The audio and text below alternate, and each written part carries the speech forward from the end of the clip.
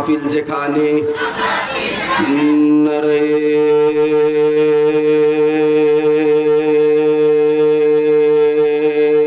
তাকবীর। মন খারাপ করলেন? মন খারাপ করলেন? আলহামদুলিল্লাহ আলহামদুলিল্লাহিল্লাযী কাফা ওয়া সালামুন আলা ইবাদিহিল্লাযীনা ইসতাফা। أما بعد فقد قال الله تعالى في كلامه المجيد وفي فرقانه الحميد. أعوذ بالله من الشيطان الرجيم. بسم الله الرحمن الرحيم. وقال الذين كفروا لا تسمعوا لهذا القرآن والغوا فيه لعلكم تغلبون.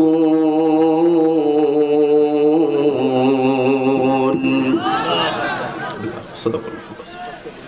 وقال رسول الله صلى الله عليه وسلم لا يؤمن أحدكم حتى أكون أحب إليه من والده وولده والناس أجمعين.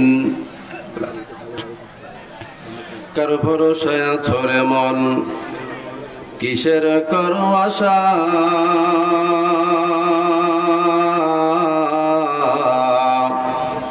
এত যত্নের বাড়ি একদিন ভেঙে যাবে তোমার বাসা। জোরে বলেন কথা ঠিক কিনা? ও তোমার গনা দিন ফুরাইয়া যাবে, গনা দিন ফুরাইয়া যাবে, যৌবনে লাগবে ভাটি। ওই যে দেখো ডাকিতেছে তোমায় কবরের মাটি। বলেন ওই যে দেখো ডাকিতেছে তোমায়, সকলে বলেন ওই যে দেখো ডাকিতেছে তোমায় কবরের মাটি। ওই যে দেখো ডাকিতেছে তোমায়। সন্ধ্যার আগে যেদিন ডুবে রে বেলা,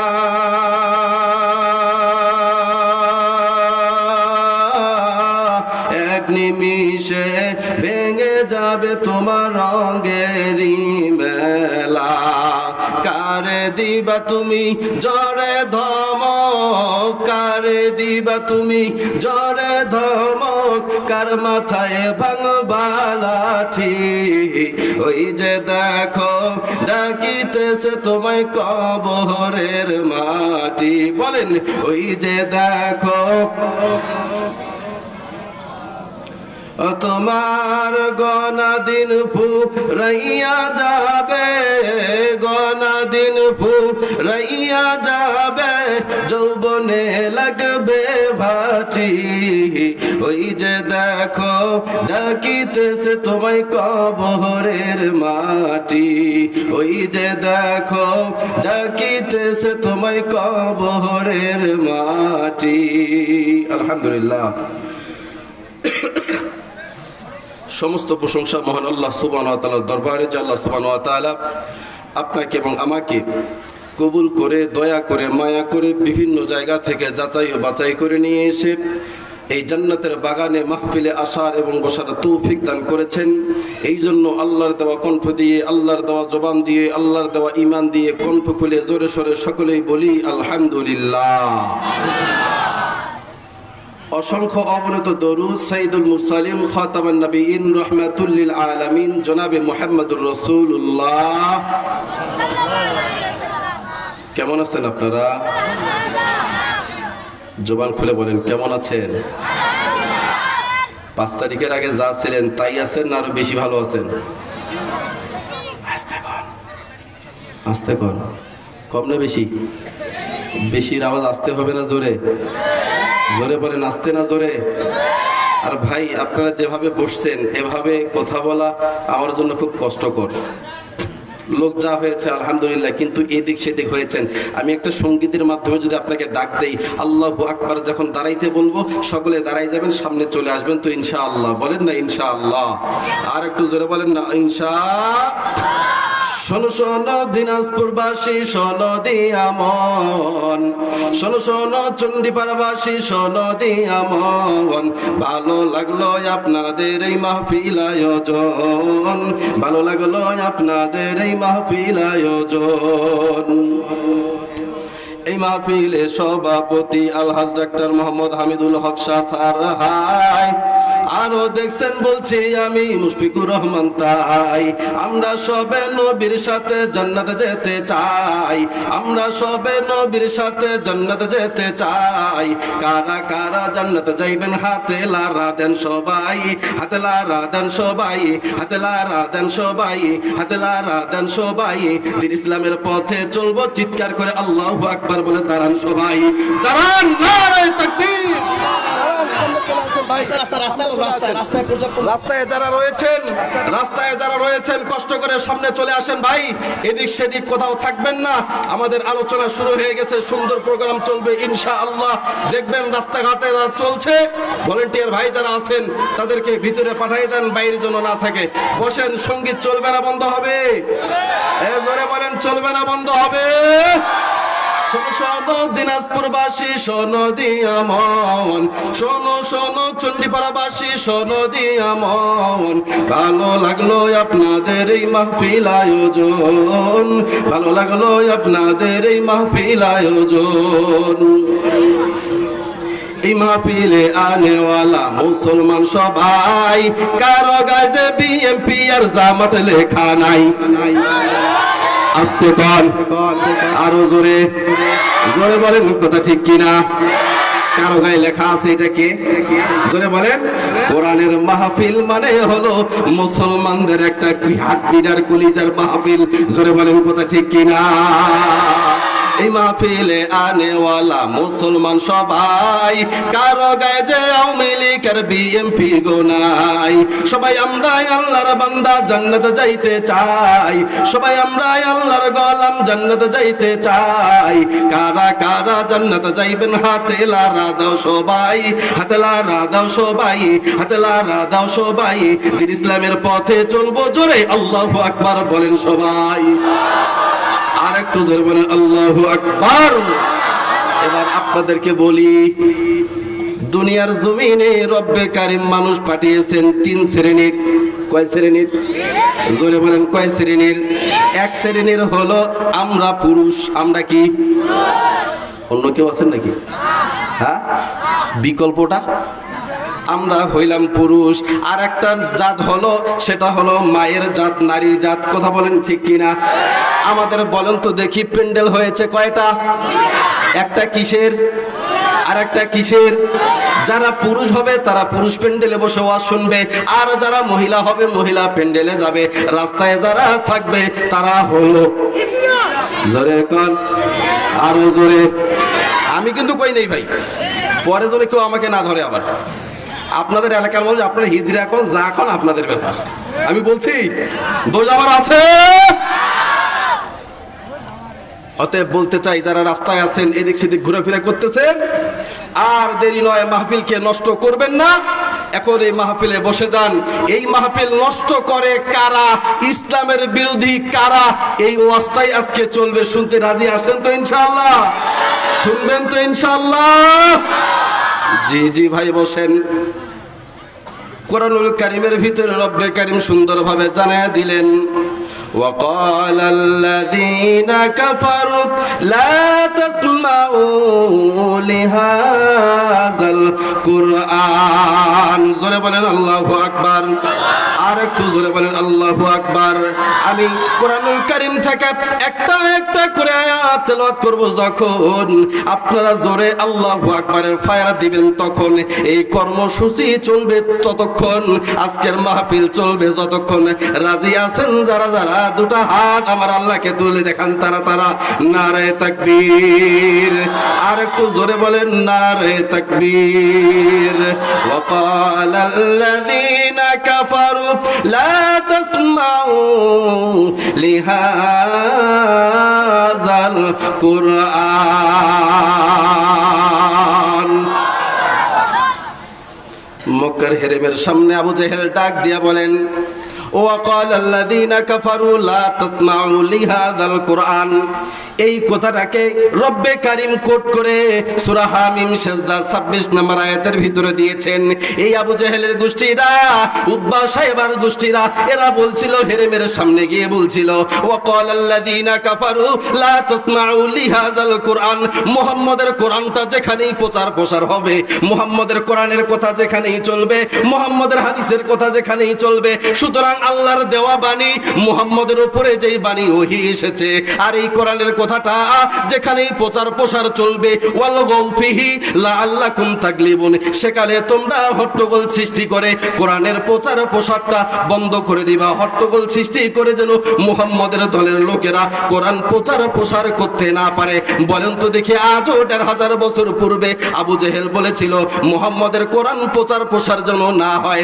বলেন তো বন্ধুরা, ১৫০০ বছর পরে এখনো আমাদের কোরআনের মাহফিলে বাধা দেয় এরকম আবু জেহেল, আবু লাহাব, উতবা সাহেবার উত্তরসূরি এখনো এই বাংলাদেশে আছে না নাই? জোরে বলেন। মিথ্যা বললাম? ভুল বললাম? আমার মুসলমান ভাইরা, বর্তমান তো আমরা স্বাধীন, কথা বলেন, জোরে বলেন। কার জন্য স্বাধীন হয়ে এলাম? জোরে বলেন, কার জন্য?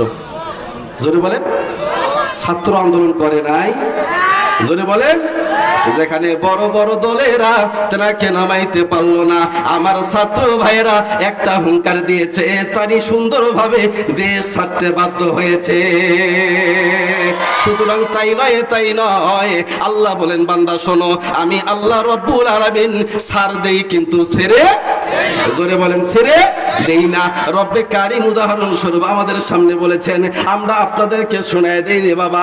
রব্বে কারিম ডাক দিয়ে বলেন, আমি ছাড় দেই কিন্তু ছেড়ে দেই না। তার বাস্তব প্রমাণ হলো যখন নমরুদ আল্লাহর সাথে যুদ্ধ ঘোষণা করলো, এবার ডাক দিয়ে বলে, পয়গম্বর কই আপনার আল্লাহর সৈন্যবাহিনী কই? আমার সাথে যুদ্ধ করবে? আপনার আল্লাহর ক্ষমতা নেই, আপনার আল্লাহর বেল নাই, আমার কাছে লাগার মতো কোনো ক্ষমতা আপনার আল্লাহর নাই। পয়গম্বর ডাক দিয়ে কয়, দাঁড়া একটু দাঁড়া, আসিতেছে। কি আসতেছে? জোরে বলেন, জোরে বলেন। ন্যাংরা মশা। কিছুক্ষণ পর ন্যাংরা মশা চলে এসেছে। এবার আপনাদের কাছে একটা প্রশ্ন, আপনাদের কাছে একটা প্রশ্ন, মানুষ দুর্বল না মশা দুর্বল? কে দুর্বল? জোরে বলেন। হ্যাঁ, কেউ বলে মশা, কেউ বলে মানুষ। হ্যাঁ, কি কর? কে দুর্বল? মশা। ভাই, মশা দুর্বল, মানুষ যে কত বড় সবল, মানুষ যে কত বেশি সবল যে মশার ভয়ে মশারি টানাইয়া ভিতরে লুকাই থাকে। কথা কন, বলেন তো কে দুর্বল? জোরে কন। খলিকাল ইনসানু যায়ীফা। আল্লাহ আমাদেরকে দুর্বল করে বানাইছেন। কেন বানাইছেন? আল্লাহ নিয়ে যাবেন, দুনিয়ার জমিনে আমাদেরকে পাঠাইছেন কেন? ওয়ালা নাবলুওয়ান্নাকুম বিশাইইম মিনাল খাউফি ওয়াল জু। বান্দা, তোমাকে পাঠাইলাম দুনিয়ার জমিনে পরীক্ষা নেওয়ার জন্য। আল্লাহু আকবার বলেন। তো যে কথা বলতেছিলাম, কিছুক্ষণ পরে ন্যাংরা মশা যখন আসছে, নাকের ভিতর দিয়ে যখন ঢুকে গেছে, মেইন জায়গায় হেডকোয়ার্টারে যাওয়ার পরে সুন্দরভাবে অফিসিয়াল চেয়ারে যখন ন্যাংরা মশা বসে গেছে, একটু পর পরে ভোঁ করে একটু শব্দ দেয়, এর মাথার তাতু ছেড়ে যায়। কথা বলেন, জোরে বলেন। কিছুক্ষণ পর থেমে যায়, আবার কিছুক্ষণ পর আবার একটু মেডিসিন ঢুকায় দেয়, আবার শুরু হয়ে যায়। কি ব্যাপার, কমে না কেন, কমে না কেন? এক বেচারা রাগ হয়ে করলেন কি, জোতা দিয়ে মাথায় বাড়ি দিলেন, দেখে আর তো নাই। তো এবার বললো, কয় ওষুধ তো আমি পেয়েছি। কি পেয়েছি? ওষুধ পেয়েছি। কি ওষুধ? কয় জোতার বাড়ি। ওষুধের নাম কি? জোরে বলেন, ওষুধের নাম কি? জোতার বাড়ি। খালি পেটে জোতার বাড়ি, খাওয়ার আগে জোতার বাড়ি, খাওয়ার পরে জোতার বাড়ি। খা খা, কথা বলে জোতার বাড়ি খায় নাই। এবার করলেন কি, কামলা রাখা লাগলো জোতা মাথায় বাড়ি দেওয়ার জন্য। সুবহানাল্লাহ কওয়া। বলেন তো এই খেলা কে খেলিয়েছেন? জোরে বলেন, কে খেলিয়েছেন?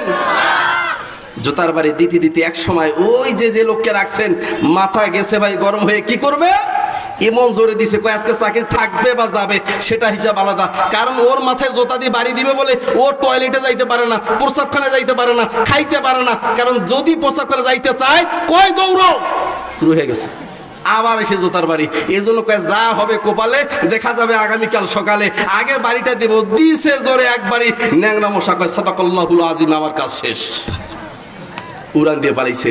বলেন তো দেখি নমরুদকে সাইজ করেছেন আল্লাহ কি দিয়ে? জোরে বলেন। এ দুনিয়া চাঁদেরুতে মেহমানি মেহমানি মেহমানি, এ দুনিয়া চাঁদেরুতে মেহমানি, কুজা হামান কুজা ফেরাউন কুজা তখতে সুলাইমানি। কেউ টিকতে পারবে না বাবা। নমরুদকে আল্লাহ রাব্বুল আলামিন জোতা পিটা করে দুনিয়া থেকে বিদায় করিয়েছেন। ও মুসলমান ইমানদারেরা, আপনাদেরকে জানাইতে চাই যে এই নমরুদের ক্ষমতা ছিল, ওই নমরুদের চাইতে এই নমরুদের ক্ষমতা কি বেশি ছিল নাকি? জোরে বলেন, জোরে বলেন। উনি তো গ্যারান্টি দিয়ে দিয়েছিল 41 সাল। জোরে বলেন, কত সাল টিকছে? জোরে বলেন, টিকবে? সম্ভব না, সম্ভব না। নমরুদকে আল্লাহ জোতা পিটা করে দুনিয়া থেকে বিদায় করে দিয়েছে। নমরুদকে আল্লাহ জোতা পিটা করে দুনিয়া থেকে বিদায় করে দিয়েছে। আর বাংলার নমরুদকে, বাংলার ফেরাউনকে রব্বে কারিম কি করেছেন? ছাত্র দলের একটা হুঙ্কারে, একটা আল্লাহু আকবারের স্লোগানে তেনাকে দেশ ছাড়তে বাধ্য করেছে।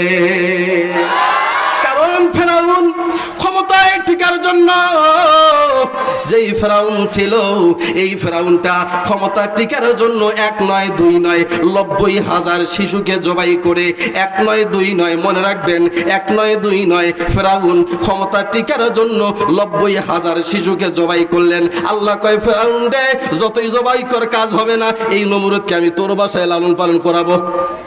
জোরে বলে, জোরে বলেন, জোরে বলেন। যেই নমরুদকে, যেই মুসা পয়গম্বরকে, যে মুসা পয়গম্বরকে মারার জন্য 1 নয় 2 নয় 1 নয় 2 নয় 90,000 শিশু বাচ্চাগুলাকে জবাই করে নীল নদে ভাসায় দিয়েছেন, অথচ রব্বে কারিম মুসা পয়গম্বরকে ওই বাসায় রেখেছেন, পয়গম্বরকে মারতে পারেন নাই। সুতরাং আজকে যারা ইসলামের বিরুদ্ধে যাবে, ইসলামকে ধ্বংস করার পায়তারা যারা করবে, তারাই দুনিয়া থেকে চিরস্থায়ী নিষ্পেষিত হয়ে যাবে, তামা তামা হয়ে যাবে, ইসলামকে ধ্বংস করতে পারবে না। জোরে বলেন কথা ঠিক কি না? পারবে না, সম্ভব না।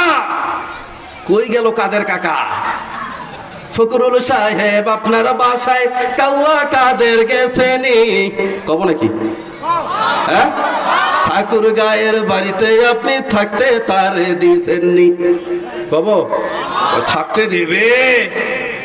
হ্যাঁ, শোনেন নাই? পালাবে না, পালায় না, থাকে। রব্বে কারিম ডাক দিয়া বলেন, ওয়াকালাল্লাযীনা কাফারু লা তাসমাউ লিহাযাল কুরআন। যেখানে কোরআনের প্রচার প্রসার হবে, আবু জাহেল কথাটা বলছে, রব্বে কারিম কথাটাকে কোট করে বললেন। আবু জাহেল বলছেন যেখানে কোরআনের প্রচার প্রসার হবে সেখানে গিয়ে কি করবা? হট্টগোল সৃষ্টি করে, গ্যাঞ্জাম সৃষ্টি করে কোরআনের প্রচার প্রসার বন্ধ করে দিবা। ভাই তখন আজ থেকে 5 তারিখের পূর্বে তখন আমাদেরকে প্রোগ্রাম করতে দেয় নাই, মাহফিল করতে দেয় নাই, কোরআনের কথাগুলো বলতে দেয় নাই। মার্গায় প্রোগ্রাম করতে গিয়ে এক গাড়ি পুলিশ এসে ডাক দেয়, কয় হুজুর প্রোগ্রাম করা যাবে না, কথা বলা যাবে না। রাজশাহীতে কথা বলার জন্য গেলাম, 10 মিনিট কথা বলছি, এসে বলে হুজুর কথা বলা যাবে না, কথা বন্ধ করেন। আমি কি তোর বাপের কথা বলছি নাকি? জোরে বলেন। আল্লাহর বান্দা, আল্লাহর জমিনে আল্লাহর বান্দা হয়ে আল্লাহর কোরআনের কথা বলবেই বলবে। কোন বাপের বেটা আমার জবানকে স্তব্ধ করতে পারবে না, পারবে না, পারবে না। কথা বলেন ঠিক কিনা? সম্ভব? মুসলমান ঘুমিয়ে থাকার সময় আছে? জোরে বলেন সময় আছে। শুধু তাই নয়, এ দেশের ভিতরে গজব আসার কারণ, তানারাও পালানোর একটা কারণ আছে। রব্বে কারিম সূরা রুম 41 নম্বর আয়াতে বলেন, জাহারাল ফাসাদু ফিল বাররি ওয়াল বাহরি বিমা কাসাবাত আইদিন নাস।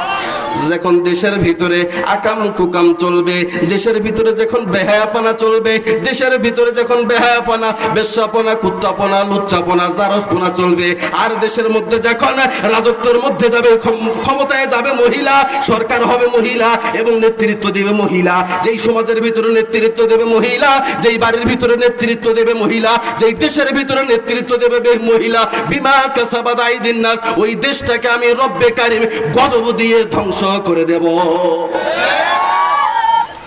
তা আমাদের দেশের ভিতরে ইনি কি আকাম কুকাম কম করেছে? জোরে বলেন। 90,000 শিশুকে জবাই করে নীল নদে পার ফালাই দিছে ফেরাউন। আর বাংলার ফেরাউন কি করেছে? ছোট শিশু বাচ্চাদেরকে মেরে গণভবনে রেখে দিয়েছে। শুধু তাই নয়, আমার সাইদ ভাই, কথাটা বলতে গেলেই কষ্ট হয়, কেমনে করে বেচারা বুকটা পেতে দিলেন আপনি, একবারে মেরে দিলেন। এটা মানুষ জানোয়ারের চাইতেও খারাপ। এই যে মুগ্ধ ভাই পানি পানি বললেন, পানি লাগবে ভাই পানি, সেই ছেলেটাকে গুলি করে আপনি মেরে দিলেন। তেনার মার কি অবস্থা একটু গিয়ে দেখেন তো, তেনার বাবার কি অবস্থা একটু গিয়ে দেখেন তো, সাইদ ভাইয়ের মায়ের দিকে একটু তাকায় দেখেন। সাইদ ভাইয়ের ফ্যামিলিতে তারা চাকরি পেয়েছেন, টাকা পেয়েছেন, অনেক কিছু পেয়েছেন। এখন যদি আপনি গিয়ে বলেন মা এত কিছু পেয়েছেন, এরপরে কি আপনার ছেলের শোকটা যায় নাই? তেনার মা একটা উত্তরই মাত্র দিবেন যে বাবা, গোটা পৃথিবী যদি আমাকে লিখে দেওয়া হয়, আর যদি এক পাশে আমার ছেলেকে রাখা হয়, আমার পুরো পৃথিবীর দরকার নাই, আমার কলিজার টুকটা সন্তানের দরকার। পারবেন এনে দিতে? পারবেন? এদেশের ভিতরে লুচ্চা যেগুলা গান হয়, যেখানে নর্তকীগুলো ছাড় পায়, পরিমণি থেকে শুরু করে ন্যাংটা ছবি যারা করে, অপু বিশ্বাস, পরিমণি, আরো কত নাম রে ভাই, নাম তো আমার জানা নাই। এরা যখন আর একটা গানে আলি ছিল, আবার সংসদে গেছিল। কথা বলেন, জোরে বলেন, জোরে বলেন। এরা ছাড় পায়, এদের সমস্যা নাই। আর বাংলাদেশের মুসলমানেরা যখন ইমাম সাহেবেরা কোরআনের হক কথা বলতে যায়, তখন মাহফিলের ভিতরে বাধা হয়। বেহায়া নাচ গানে পুলিশে দেয় পাহারা, কোরআনের মাহফিলে 144 ধারা। জোরে কোন? বেহায়া নাচ গানে পুলিশে দেয় পাহারা, কোরআনের মাহফিলে 144 ধারা। মিথ্যা মামলা দিয়ে আলেমদের জেলে রাখিয়া, এ কোরআনের আট কি কেউ করতে পারবে শেষ? এটা কি ডিজিটাল বাংলাদেশ ভাইরে? এটা কি ডিজিটাল বাংলাদেশ? ধরে বলেন কথা ঠিক কিনা? ডিজিটাল মানে কি? ঘড়ির কাঁটা এগিয়ে দেওয়া, পীর বাবার নামে মসজিদে খুরমা দেওয়া। ঘড়ির কাঁটা এগিয়ে দেয় নাই? জোরে কোন ভাই, কয়টা বাজে রে? কয় 9:30। কয় অরিজিনাল না ডিজিটাল? জোরে কোন। ক্ষমতা পেয়ে অপব্যবহার করছে কি করে নাই?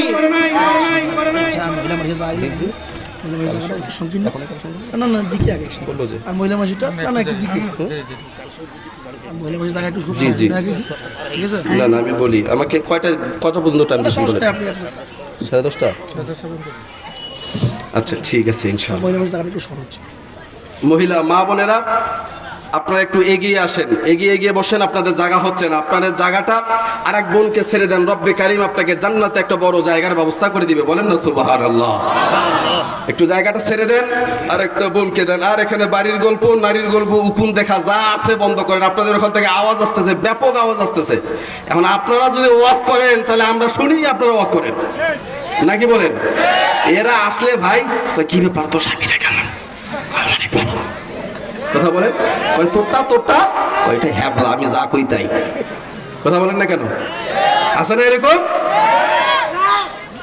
যেই সমাজের ভিতরে, যে ফ্যামিলির ভিতরে, যে পরিবারের ভিতরে মা দোয়ানিয়া হবে, মহিলা দোয়ানিয়া হবে, আপনার যদি যুবক কোটি টাকা দেয়, বিয়ে করবেন না। ঠিক আছে তো ইনশাআল্লাহ? আর যুবক যারা আছো, ডেমেনে 1 টাকা নিবা না, মোহরানা দিবা, ভালো মেয়ে খুঁজে নেবা, ওই নর্তকীর পাশে দৌড়াবে না। হ্যাঁ, একটা ফুল এই পকেটে, একটা বইয়ের তলে, একটা ব্যাগের তলে, এরে কয় একটা, ওরে কয় একটা, এ কয় তুই ছাড়া চলেই না। জোরে কন, এই অভ্যাস আছে না ওদের? জিন্সের প্যান্ট পরে কোমরটা হেলে দুলে রাস্তায় দেখো একই কাণ্ড, তাই দেখে যাই মরে মোদের এই অন্তরে ডেকে বলে একটু কান্দ। বলবো নাকি? থাক, ওই দেখে আর না যাই, কথার ভিতরে ঢুকে যাই। শোনেন ভাই, যে কথা বলতেছিলাম, কি বলেছিল তারা? কোরআনের প্রচার প্রসার করা যাবে না, যেখানে কোরআনের প্রচার প্রসার হবে সেখানে হট্টগোল সৃষ্টি করে মাহফিলটাকে, কোরআনের ময়দানটাকে নষ্ট করে দিবা, যাতে করে মুহাম্মদের কোরআন প্রচার প্রসার না হয়। জোরে বলেন কথা ঠিক কিনা? কিন্তু রব্বে কারিম বললেন, শোনো শোনো,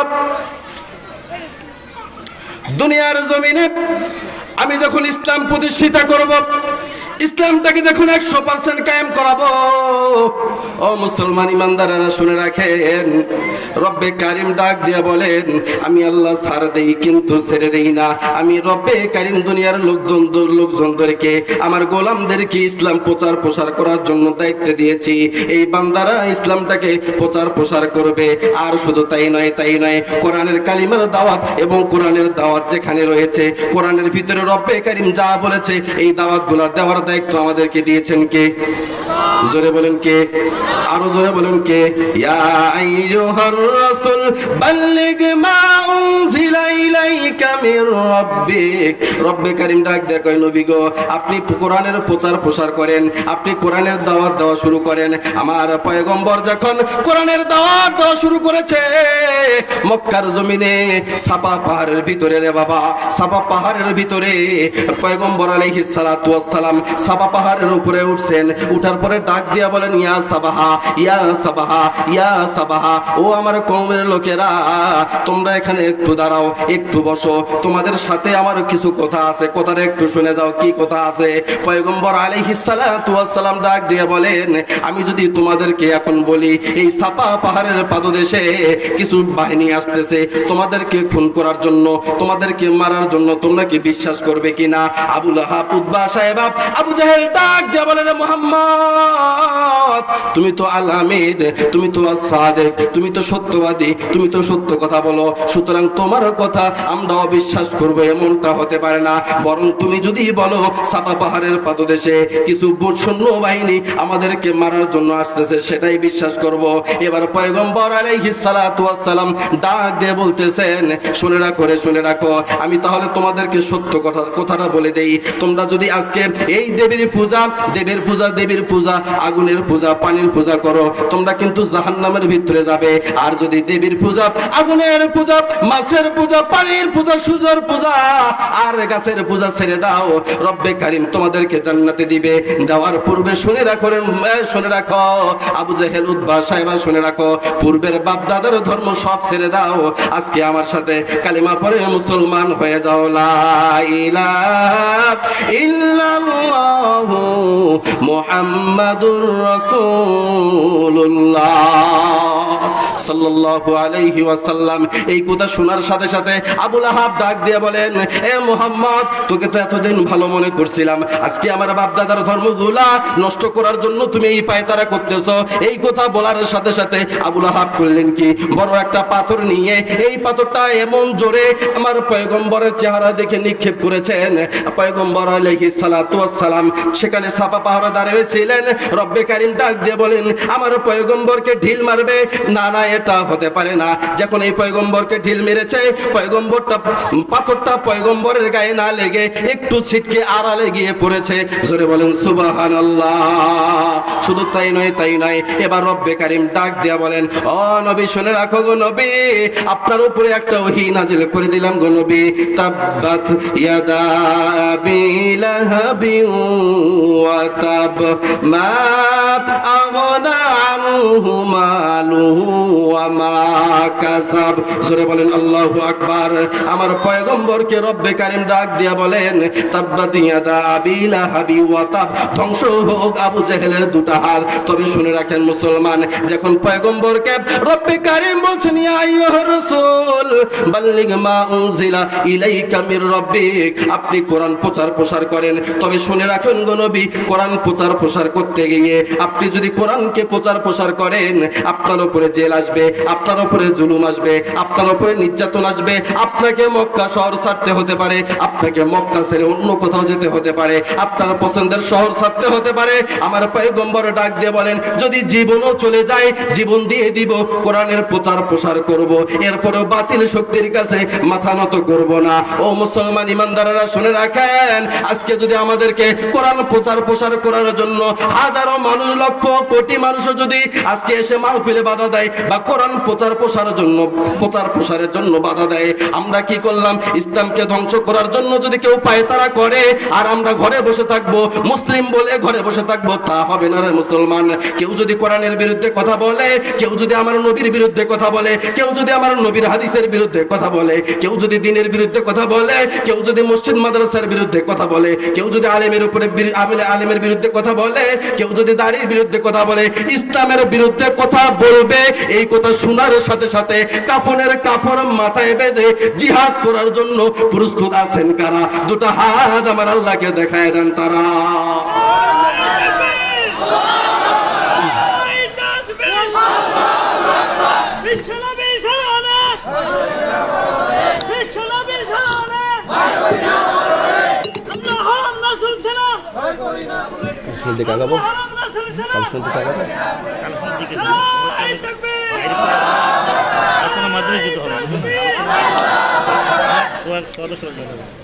রাগ হচ্ছেন?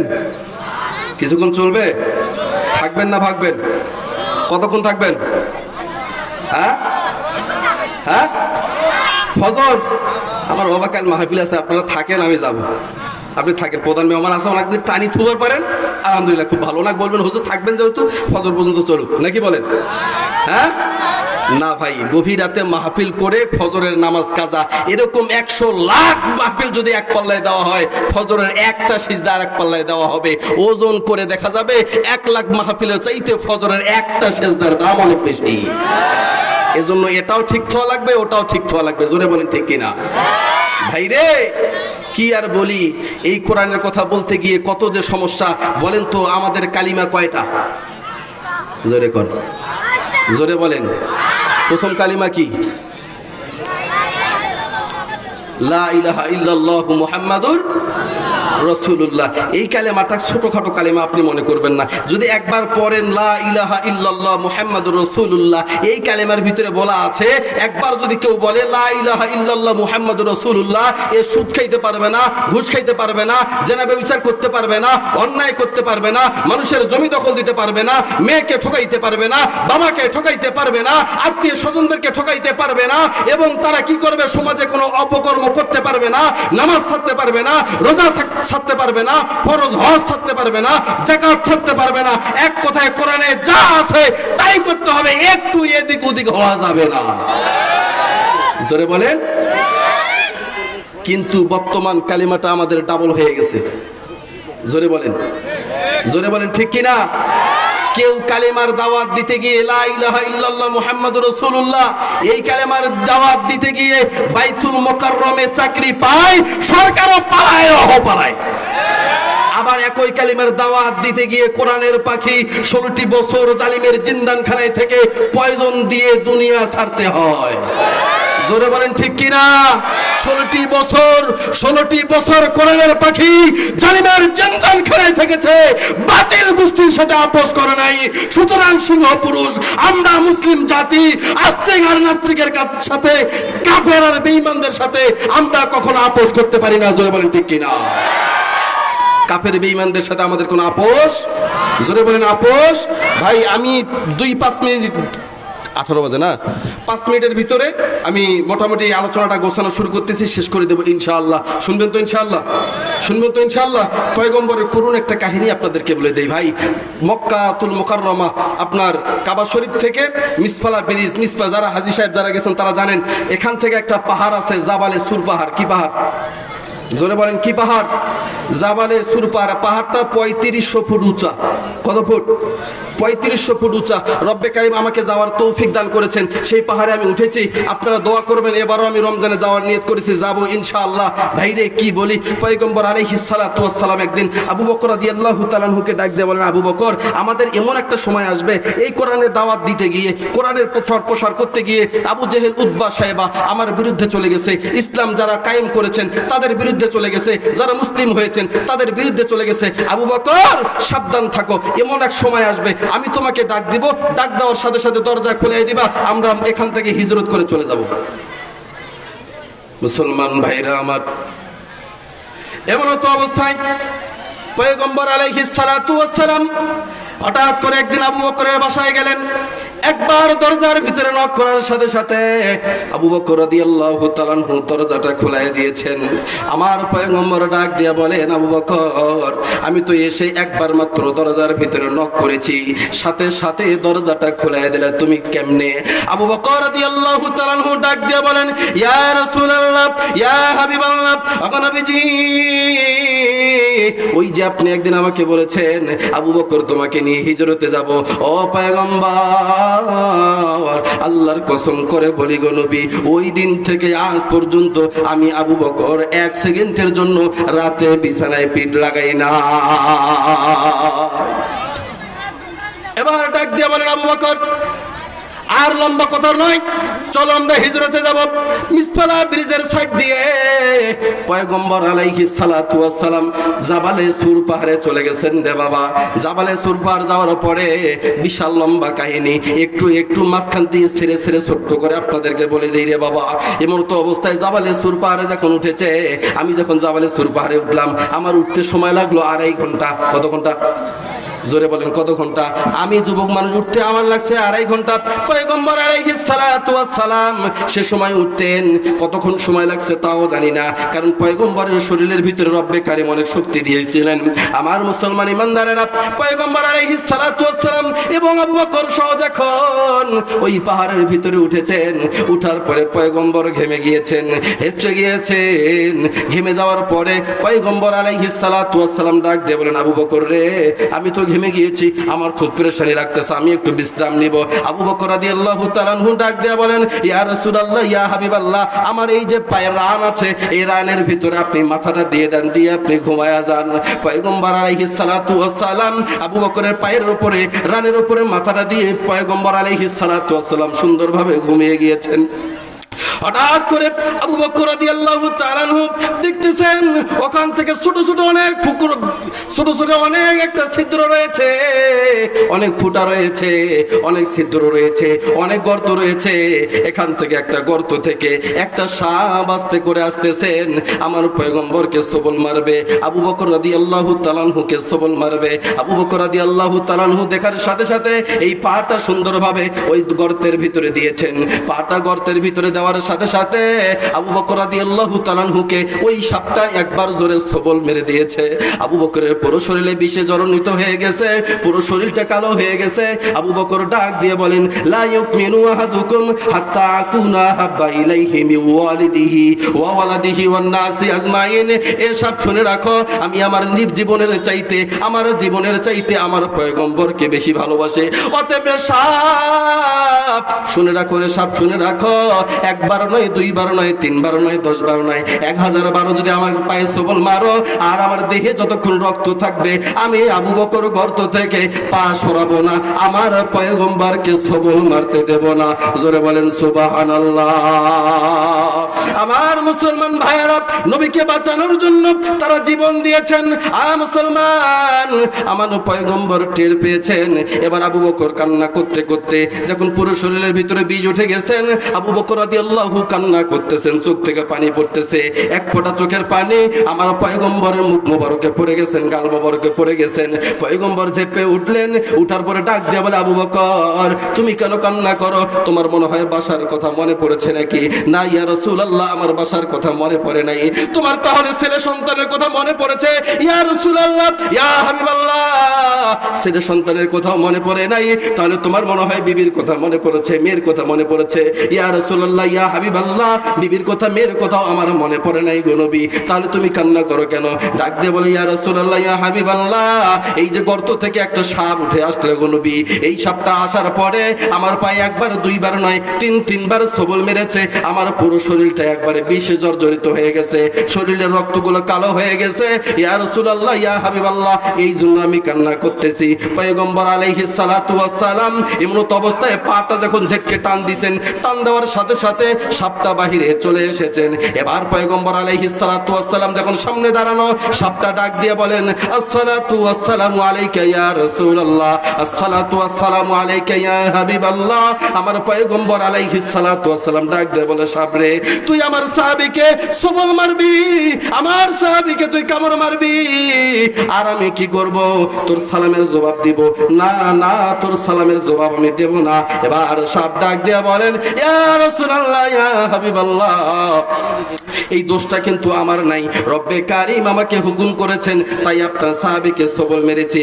এবার পয়গম্বর ডাক দিয়ে বলেন, আল্লাহ, এটা তুমি কেমন বিচার করলা গো মাবুদ? রব্বে কারীম ডাক দিয়ে বলে, পয়গম্বর, আপনার সাহাবী আবু বকরকে জানাইয়া দাও, আজকে হিজরতের এক রাতের নেকি যদি এক পাল্লায় দেওয়া হয়, আর তামাম পৃথিবীর যত তোমার উম্মত রয়েছে সকলের নেকি যদি আর এক পাল্লায় দেওয়া হয়, মিজানের পাল্লায় ওজন করলে দেখা যাবে সকল উম্মতের চাইতে আজকে একটি রাতের হিজরতের নেকি তোমার উমরের, তোমার আবু বকরের বেশি হয়ে যাবে। জোরে বলেন সুবহানাল্লাহ। আমার মুসলমান ইমানদাররা, 2-4 মিনিটে শেষ করে দেই আমার ভাইরা।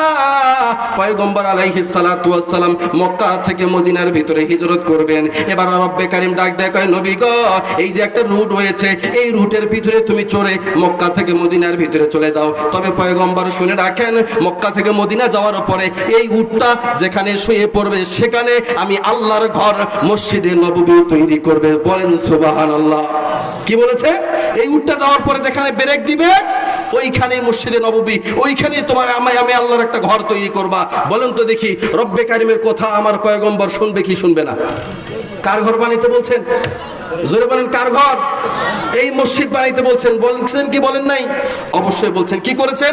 উটটা যাওয়ার পরে, ভাই সময় নাই, সংক্ষেপে বলে দেই, উটটা যাওয়ার পরে মসজিদে নববীর যে স্থানটা, সেখানে গিয়ে উটটা বসে গেছে। জোরে বলেন না সুবহানাল্লাহ।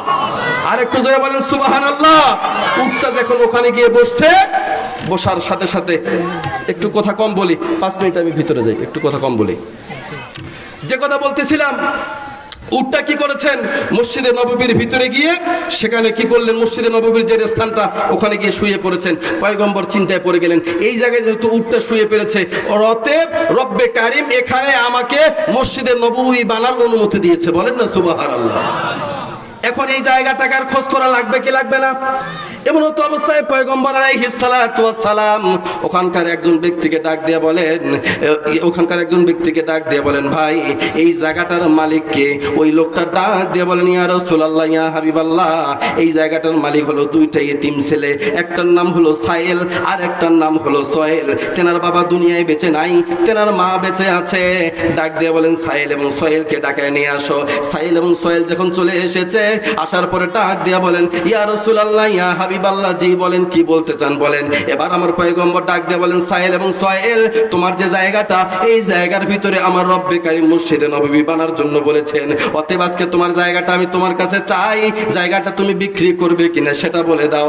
ডাক দিয়ে বলে, ইয়া রাসূলুল্লাহ, ইয়া হাবিবাল্লাহ, এই জায়গাটা বিক্রি করব কিনা আমার মায়ের কাছে একটু শোনা লাগবে। সাইল এবং সোহেল ছোট্ট মানুষ, 2টা ভাই মায়ের কাছে গেলেন। ডাক দিয়ে বলে, মা, মক্কা থেকে একজন নবী এসেছে, তার নাম হলো মুহাম্মদ। তিনি এসে আমাকে, সাইল এবং সোহেল, আমাদের 2 ভাইকে ডাক দিয়ে বলেন, আমাদের জায়গাটাতে নাকি তিনি কি করবেন? মসজিদে নববী বানাবেন। তিনি আমাদের জায়গাটা কিনতে চায়। তিনি আমাকে বলছেন কত টাকা হলে জায়গাটা বিক্রি করে দিব। এবার তেনার মা ডাক দিয়ে বলে, সাইল এবং সোহেল রে, আমি তো তোমার মা, তোমার উপরে জুলুম করতে পারি না, তবে এই সম্পত্তিটা তোমার বাবা তোমাদের 2 ভাইয়ের নামে লিখে দিয়েছে। আজকে তোমরা যদি চাও এই সম্পত্তিটা কি করবা? তোমরা যদি চাও এই সম্পত্তিটা পয়গম্বরকে মসজিদে নববী বানার জন্য দানও করে দিতে পারো এবং টাকার বিনিময়ে বিক্রি করে দিতে পারো। তবে সাইল এবং সোহেল শুনে রাখো, আমাকে মোহরানা বাবদ তোমার বাবা আমার যে জায়গাটুকুন দিয়েছে, এই জায়গাটুকুন আমার পয়গম্বরকে গিয়ে বলবা যে আমার মাকে মোহরানা স্বরূপ আমার বাবা যে জায়গাটুকু দিয়েছেন ওই জায়গাটা মসজিদে নববী বানার জন্য আপনাকে আমার মা দান করে দিয়েছে। জোরে বলেন সুবহানাল্লাহ। এবার সাইল এবং সোহেল দুই ভাই চলে এসেছে পয়গম্বরের সামনে, ডাক দিয়ে বলেন ইয়া রাসূলুল্লাহ ইয়া হাবিবাল্লাহ, আমরা দুই ভাই এসে গিয়েছি। এবার ডাক দিয়ে বলেন তোমরা কি জায়গাটা বিক্রি করবে, কত টাকা নেবে বলো। এবার ডাক দিয়ে বলেন আমরা কোনো টাকায় জায়গাটা বিক্রি করতে পারবো না গো ইয়া রাসূলুল্লাহ। তাহলে তোমরা কি নিতে চাও? কয় পৃথিবীর কোনো বিনিময়ে জায়গাটা আমরা বিক্রি করব না।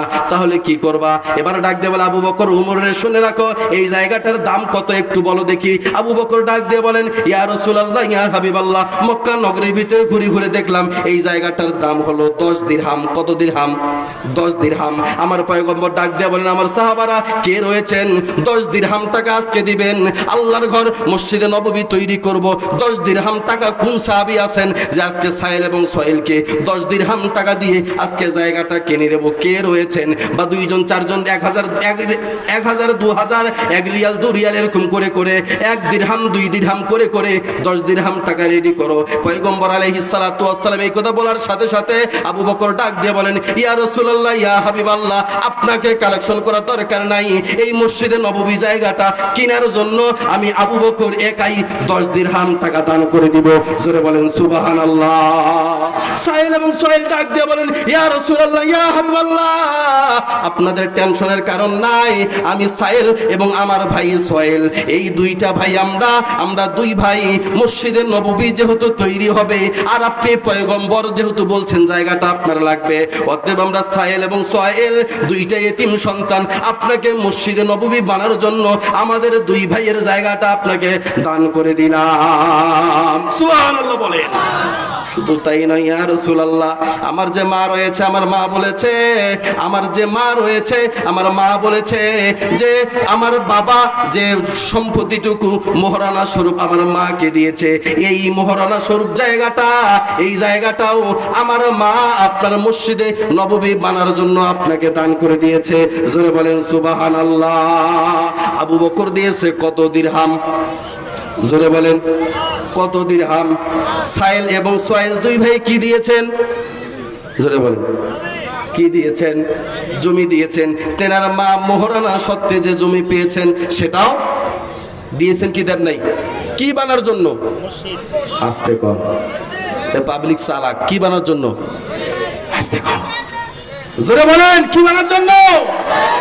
আমাদের মসজিদ বানার দরকার আছে না নাই? কিছু মুনাফিক আছে এই মসজিদ না বানাইয়া মসজিদ ভাঙার চিন্তাধারা করে। আস্তে কর, আছেন এরকম মুনাফিক? সব শেষ, একটু ঈদের গোস্তর জন্য রে ভাই মসজিদটা ভেঙে দিল।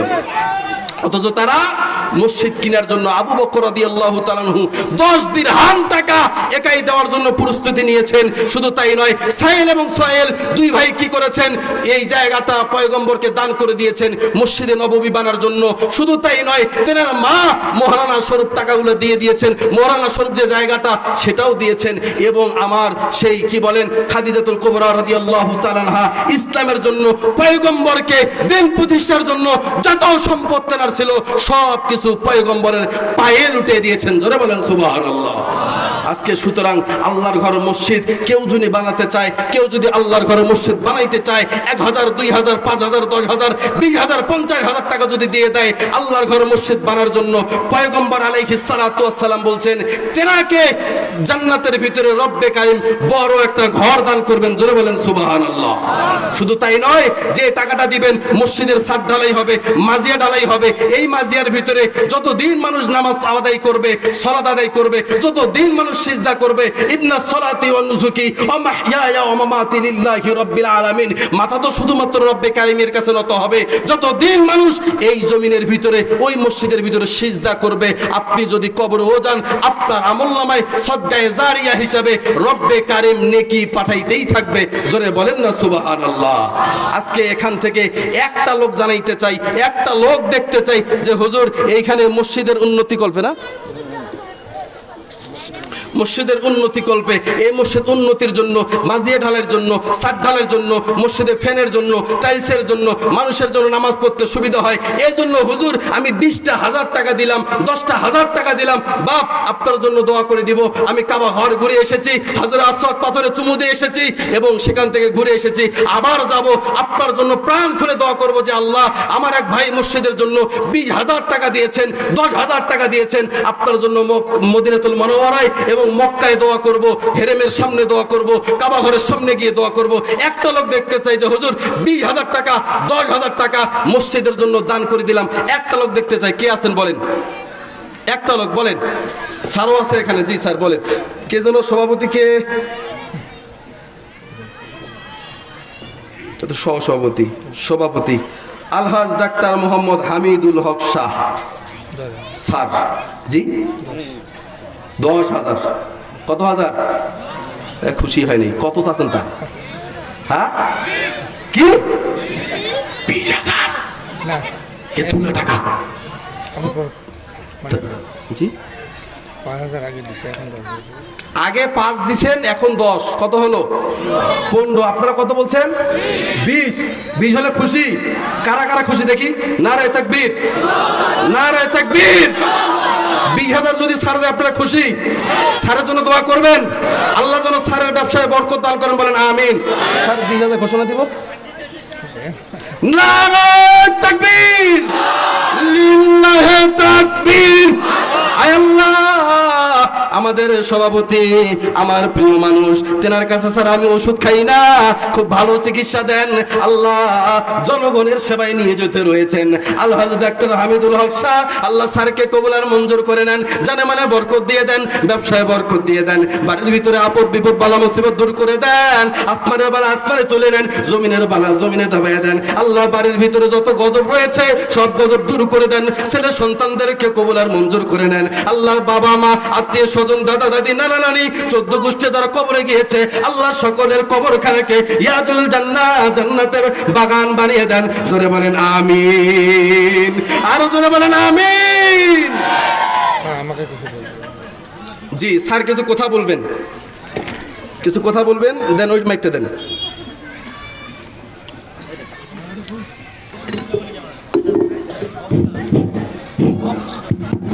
সম্মানিত উপস্থিতি, প্রধান বক্তা আসতেছে, 3-4টার কারণ নাই, উনি কিছুক্ষণের মধ্যে চলে যাবেন ইনশাল্লাহ। এরপরে কালেকশন হচ্ছে, তার আগে সম্মানিত সভাপতি সাহেব কয়েকটি কথা বলবেন। আসসালামু আলাইকুম ওয়া রাহমাতুল্লাহি ওয়া বারাকাতুহু। আউযু বিল্লাহি মিনাশ শাইতানির রাজিম। বিসমিল্লাহির রহমানির রহিম। আলহামদুলিল্লাহ।